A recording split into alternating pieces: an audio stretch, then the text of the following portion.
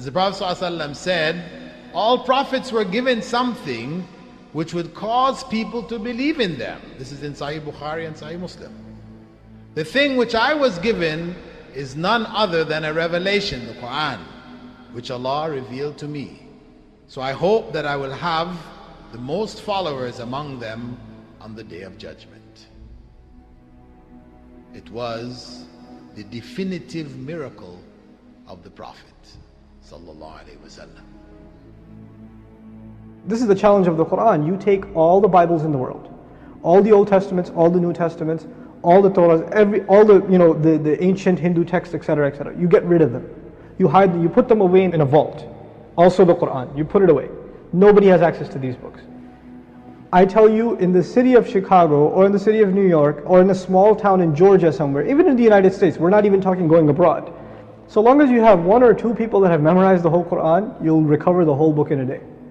The whole book, we can recover it. How easy is that to do for other books? It's incredible that the book is preserved. Even if you get rid of the physical books, it's still around. We have statements of scientific fact concerning the mountains, concerning the creation of the universe.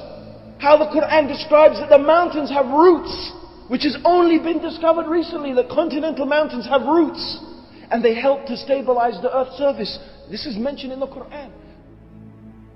As far as it is known from the history of embryology, little was known about the staging and classification of human embryos until the 20th century. For this reason, the descriptions of the human embryo in the Qur'an cannot be based on scientific knowledge in the 7th century. The only reasonable conclusion is that these descriptions were revealed to Muhammad from God. He could not have known such details because he was an illiterate man with absolutely no scientific training. Muhammad could not have known these facts about human development in the 7th century because most of them were not discovered until the 20th century. Muslims and others are justified in concluding that these facts could only have been revealed to Muhammad by the one who knows all about us, not only about how we developed, but how we live and function. And in Surah 13, Ayah 3, in the context of creation, we see, "And it is He who expanded the earth and set thereon mountains standing firm and rivers." The concept of change in the geographic dimensions of the continents is a very modern concept.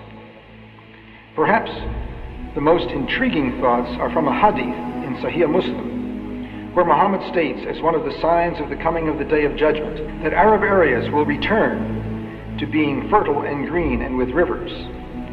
The archaeological and geological evidence that they once were green and will become green again is less than a century old.